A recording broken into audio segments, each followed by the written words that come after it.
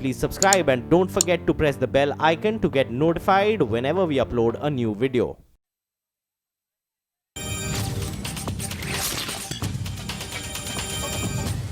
CNBC आवाज पर हमारे साथ जुड़ रहे हैं बीएससी के मेंबर, बाजार के दिग्गज एक्सपर्ट और निवेशक रमेश दमानी। दमानी साहब, बहुत बहुत स्वागत है आपका सीएनबीसी आवाज पे। इस समय खास तौर पे बड़े नाजुक मोड़ पर है बाजार, और जिस तरह से हमने देखा जून सीरीज में जबरदस्त बिकवाली हुई, लोग ये सवाल पूछने लगे हैं कहीं हम मंदी के मार्केट की तरफ तो नहीं जा रहे। क्या लगता है आपको? हाँ, थैंक यू। फर्स्ट, मुझे बुलाने के लिए बहुत बहुत शुक्रिया अदा। ये अक्सर सवाल, और ये अच्छा सवाल है जो निवेशकों को पूछना चाहिए कि मंदी शुरू हो गई या बेयर मार्केट शुरू हो गया या बुल मार्केट बरकरार है लेकिन एक करेक्शन है। तो मेरे हिसाब से ये बुल मार्केट जो 2013 में शुरू हुआ था वो अभी चालू है, और एक थोड़ा मुश्किल कठिन फेस बाज़ार में है जहाँ करेक्शन हो रहा है। मैं कोई कारण बताता हूँ आपको। फॉर एग्जांपल, अभी 2 हफ्ते पहले अगर आप न्यू हाई न्यू लिस्ट देखे होते, सब लोग न्यू लो की बात कर रहे हैं, बट न्यू हाई में करीब 2 डज़न स्टॉक्स थे जो इधर were at 52 week high, life time highs, और close to the life time highs. So जब these kind of, and these were high quality businesses like Infosys, TCS, Eicher, Page, these businesses are making lifetime highs. It suggests that the market is still in the bull grip. It does mean that the market flavor is shifting from small cap to large cap, from unorganized to organized. So there could be some rotation going on within the market. जो कारण है बाजार का weakness बताने का, वो शायद 2-3 कारण हैं जो आप सब लोग ही जानते हैं। एक तो एफआई का सेलिंग लगातार चला आ रहा है उसमें। Second, oil prices have become very very strong, and thirdly of course the currency and some of the macroeconomic numbers are becoming more uncertain because you're going into an election year. But having said all of this, I think the market will absorb all of this and move ahead higher. मेरा जो answer है आपके लिए कि ये bull market में एक बहुत शार्प करेक्शन है, और इससे ज़्यादा डरने की बात नहीं है। अच्छे धंधे ढूंढिए और stick to them over a period of time. I believe you will be rewarded. Okay, लेकिन जैसे कि आपने कहा कि ये जो सारे कंसर्न है, जो चिंता का विषय है, शुरू होता है वो ग्लोबल मार्केट से ही। ये जो ट्रेड वॉर चल रहा है, अमेरिका अगर एक्सपोर्ट और इंपोर्ट को रोकने की कोशिश करता है, अगर ग्लोबलाइजेशन के खिलाफ बातें करता है, तो झटका तो लगेगा। सारे दुनिया भर के निवेशकों को वो झटका लगा है, क्योंकि जिस देश को सबसे बड़ा एडवोकेट माना जाता था ग्लोबल ट्रेड का, अब वही प्रोटेक्शनिज्म की बात कर रहा है। और समझ में ये नहीं आ रहा, देखिए कोई ऐसा प्रेसिडेंट नहीं है, तो निवेशक समझ नहीं पा रहे हैं कि ये क्या है, कब तक चलेगा, कितना चलेगा। आपका क्या अंदाजा है? आपने बहुत अच्छी पॉइंट बताया। इसमें आपने एक हिंदी में कहावत जरूर सुनी है, अपने पाँव पे कुल्हाड़ी मारना। तो मुझे लगता है अमेरिका कुछ ऐसा ही कर रहा है, मतलब अपने पाँव पे कुल्हाड़ी मार रहा है। जो हम सबको फ्री ट्रेड के बारे में सिखाए, हम सबको ग्लोबलाइजेशन के बारे में सिखाए, वो खुद ही अब पिछवाड़े देख रहे हैं। And it can get out of hand, but जो यूएस में है, जो सेल्फ करेक्टिंग मैकेनिज्म्स बहुत है, whether is the Congress, is the Senate, और whether is the supreme court, they will correct any measures that are done in excess by the US president, A. And B, if the trade war happens between, say, America and China, India will be spared, because India's export to GDP is only 9-10% compared to almost 18-19% for a country like China, or similar amount for, say, Japan or Korea. So India is a much more domestic faced economy. Domestic sector बहुत ज़्यादा महत्वपूर्ण है अपने लिए। So I think we will be protected in event of a trade war. But जहाँ तक मैं दुनिया समझता हूँ, ये शायद 2-4 महीने चलेंगे झगड़े वगड़े, बट दुनिया इतनी ग्लोबलाइज हो चुकी है, supply chain managements are across the world, that is not easy to introduce tariffs and to introduce protectionism in this world. I think अगर ट्रम्प जी चाहेंगे भी ये करने को, तो शायद कामयाब नहीं होंगे। क्या लगता है आपको कि चीन और अमेरिका मिलकर के एक किसी राय पर पहुंच जाएंगे? यूरोपियन यूनियन के साथ उनका अलग झगड़ा चल रहा है, कनाडा के साथ अलग चल रहा है, तो ऐसी स्थिति में आउटकम कैसे निकलेगा? See, America is very sensitive. I have lived in America. मैं 15 साल अमेरिका में रह चुका हूँ। America is very sensitive. Once, for example, they realize that tariffs are a two-way street, तो आप अमेरिकन चीज़ या अमेरिकन फ्रूट्स या अमेरिकन प्रोड्यूस पर लगाओ तो वहाँ के जो सेनेटर और कांग्रेसमैन हैं from those districts will not be able to support this. So a lot of this legislation has to be passed through Congress. While the president does a broad authority, Congress and the courts will have rights on these matters. And I think if the midterm election is due in November 2018, so if for example tariffs aa gaye aur wo states mein Trump haar gaye, so it will be a normal self-correcting mechanism. So while अभी थोड़ी ज़्यादा जो बोलबाला है, थोड़ी ज़्यादा बातचीत हो रही है उसमें, मुझे लगता है looking at election numbers, whether it is Trump or whether it's the Congress will modify their stands to do this. और चाइना थोड़ा शायद अति कर रहा है मेरे के साथ in terms of theft of intellectual property, these things. तो शायद अगर चाइना भी सतर्क हो जाए, I think it will be very beneficial to the peaceful trade talks. तो मेरे हिसाब से before the midterm elections in November 2018, this will be sorted out. Okay, तो 2-3 महीने 4 महीने के अंदर ये मुद्दा सुलझ जाएगा, ये तो अच्छी बात है। दवानी साहब, मैं आपको कुछ हफ्तों पहले सुन रहा था अपने सिस्टर चैनल पे, तो आपको उम्मीद थी कि ओपेक की बैठक के बाद क्रूड में अच्छा करेक्शन देखने को मिलेगा, वो नहीं हुआ। क्या आप इससे निराश हैं इस समय? कैसे आप एनालाइज कर रहे हैं इसको? हाँ, मैं निराश तो हूँ। I'm surprised that the crude has not fallen after the OPEC meeting that took place. But मेरे हिसाब से when we've reached almost $75 to $80 in crude, there will be a huge pressure from shale oil manufacturing, alternative oil manufacturing, electric vehicles now coming to hit the market at, I think beyond 70, 75, a lot of competing technologies for crude oil become competitive. For example, shale oil, for example, solar energy. So my sense is that शायद मैं गलत था 3 महीने पहले, but we are at the higher end of the crude basket rather than the lower end. यहाँ से मेरे हिसाब से whether it's Iran will cheat in the OPEC and flood the market with more oil, or some other supplies will come in from America selling a strategic petroleum reserve, I would not be very bullish on crude prices from current levels. Okay, आपको लगता है कि crude यहाँ से गिरेगा और हमारे लिए ये फेवरेबल होगा? जी, I think so. I think it'll be huge favorable for equity markets, and I am not of the view that crude will get to $100 a barrel. I am not of the view. Okay, तो ऐसी स्थिति में रुपया जो अब फिर से 5 साल पहले 2013 के लेवल्स पर आ गया है, क्या आपको लगता है कि रुपया भी अब संभल जाएगा? जो हमें देखनी थी गिरावट वो देख ली है, या रुपया भी आपको लगता है 70, 71, 72 जैसे लोग बातें कर रहे हैं वो आएगा? हो सकता है, because in our macro the current account deficit is fairly high, and the fact that crude prices haven't come down, the market will price in higher crude prices. So I think in the near term I would be a bit जो बोलते हैं nervous of the rupee, शायद all time high बना ले 70-71 के range में. It would not shock me, and that is not generally good for foreigners who already invested, so they're already selling ahead of that fall. Also जब America में interest rates बढ़ चुके हैं, a lot of the money जो emerging markets में आ रहे थे वो वापस अमेरिका जा रहे हैं, and because of higher interest rates. So थोड़ा बहुत ये चर्न चल रहा है. बट मैंने एक और चीज़ नोटिस की है Pradeep ji, that in June, July, typically last 10 साल का चार्ट देख लो, June lows to July highs, market has a very significant technical bounce. So I think we are close to the June lows, if not at the June lows, and we should have a significant technical bounce in July. Last 8-10 साल की ये pattern मैंने देखी है कि कोई ना कोई कारण आ जाता है कि जून में बाजार काफ़ी घट जाता है, and then it takes a sharp rally in July.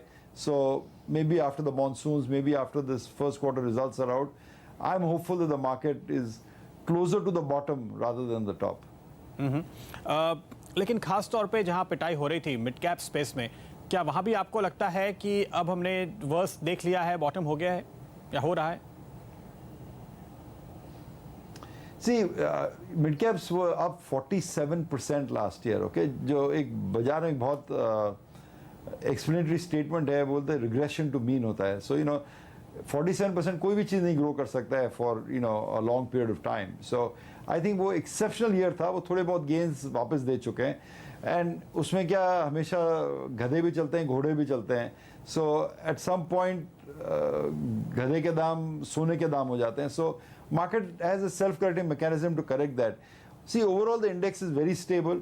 There are high quality companies making new highs, and people are now nervous about holding these companies, which is all good for the long term strength of the market. So whether it's in mid cap or large caps, अगर आपको अच्छे धंधे अच्छे valuation में मिल रहे हैं in which you're optimistic over 3 to 5 year period, I would definitely step up and buy. I don't think, अगर मुझे लग रहा था कि ये बेयर मार्केट होने वाला है, कि मार्केट में करेक्ट 15% 20% और लाइक 2008 या 2002 या 1992 में जो बेयर मार्केट्स हुए थे, तो उसी टाइम एक ही स्ट्रेटजी थी, to get out of equity and retain cash, because good shares, bad shares, mediocre shares all are down 30 to 50% during that time.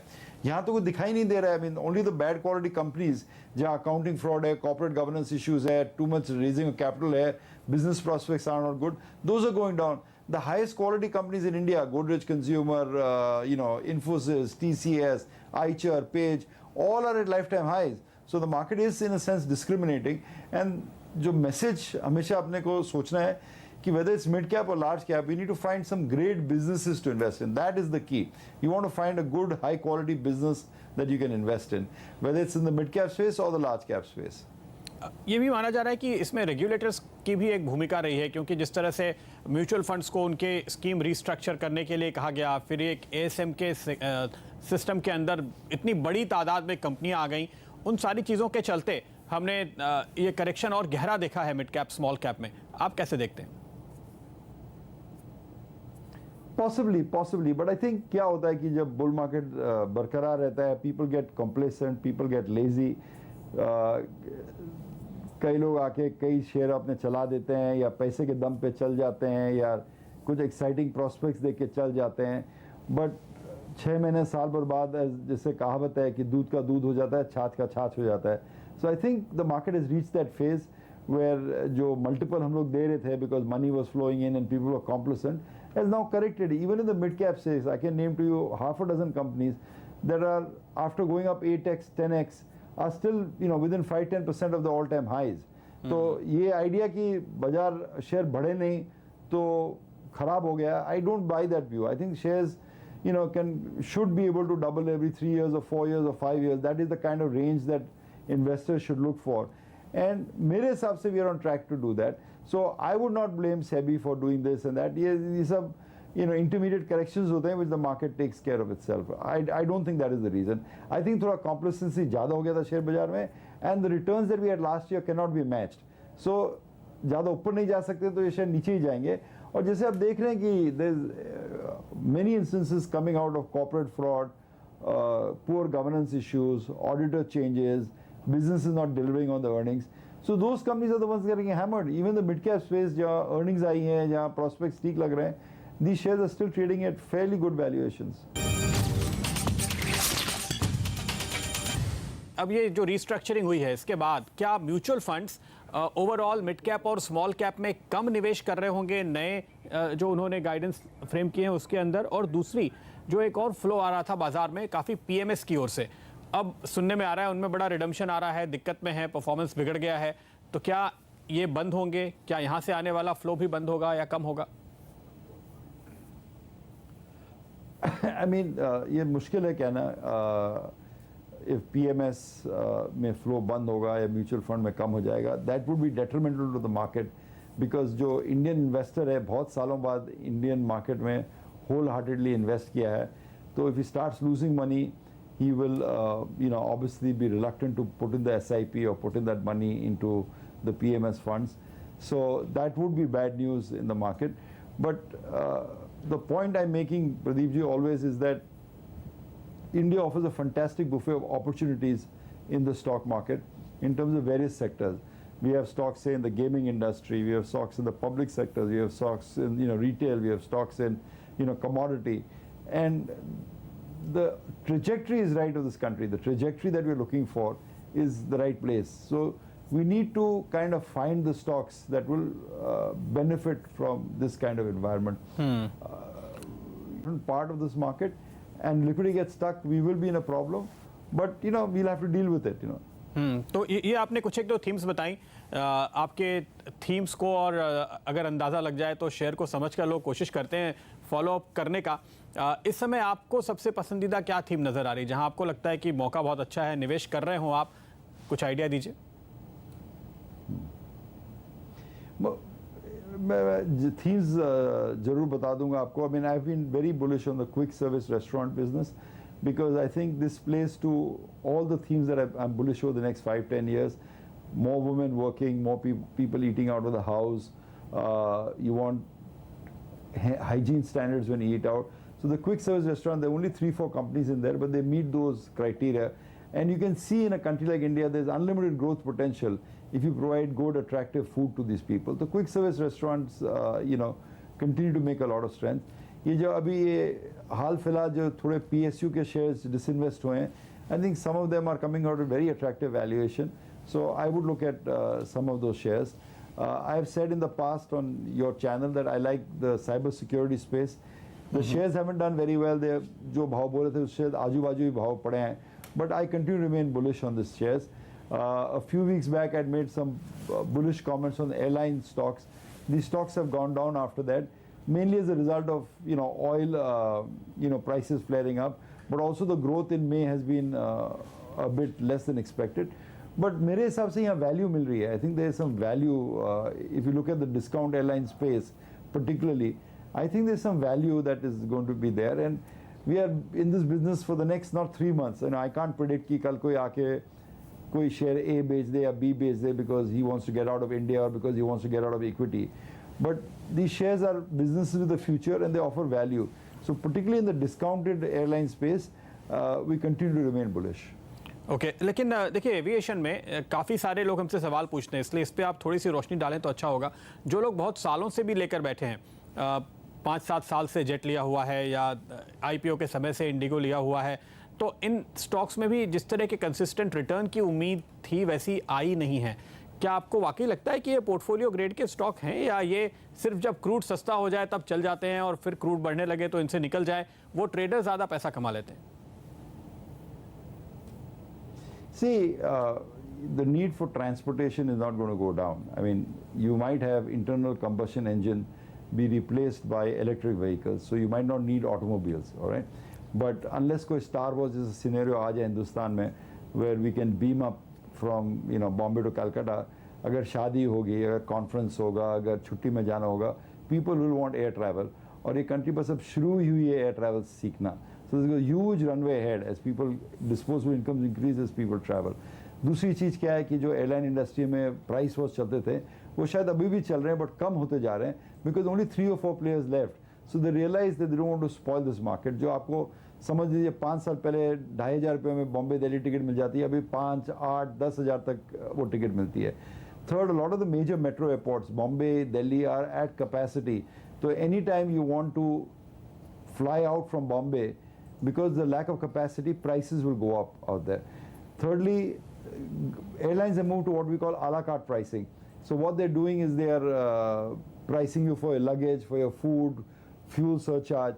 So while the impact of the fuel cost comes immediately, the fuel surcharge takes a few weeks to roll on.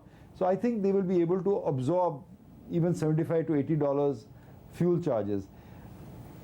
Plus the landing slots in the world. The airlines operate in one business, but you need a slot to land in Delhi, land a slot in London, land a slot, are very, very limited in this world.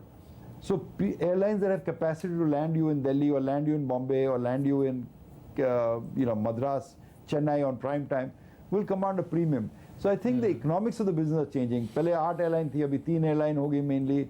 A la carte pricing is taking place. Airports are running at capacity. And this is a business that does not face technological threats. I mean, the airlines are getting more efficient with fuel. So I think you have to sit through some pain. अगर आपको great baggers चाहिए, if you want to make multi-baggers in your life. So I am not necessarily recommending this as a trade. I am recommending this as perhaps as an investment call. I mean, I would consider that among other sectors. Okay एक आखिरी सवाल दमानी साहब, इस समय आपने कहा नवंबर में US के तो चुनाव हो जाएंगे, लेकिन अपने यहाँ पे आम चुनाव अगले साल है, तो अभी वक्त काफ़ी है.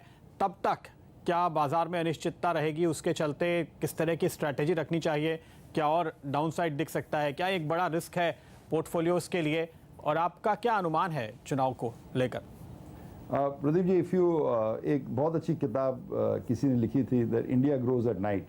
What he means to say is that elections come and go, and जैसे हमने देखा लास्ट 25 साल में, अलग सरकारें आई है, some have been well received by the market, some have been poorly received by the market, But India's growth rate has always been 6-7% for the last 2 decades or so.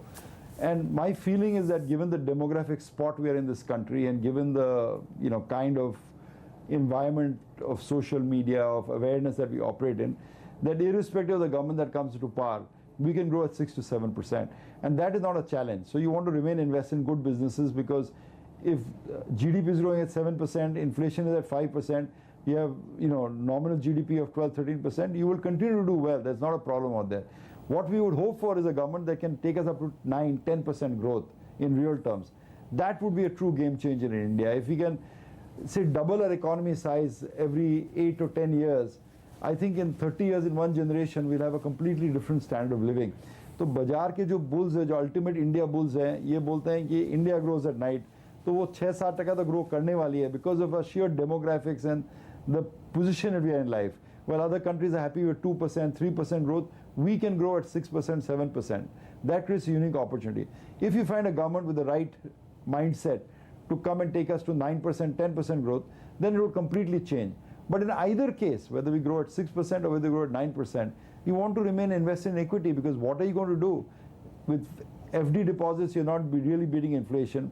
Real estate is not a very liquid asset, not a very promising place to put your money. So you need to invest, need to have exposure to equity. बहुत बहुत शुक्रिया दमानी साहब आपका हमारे लिए वक्त निकालने के लिए.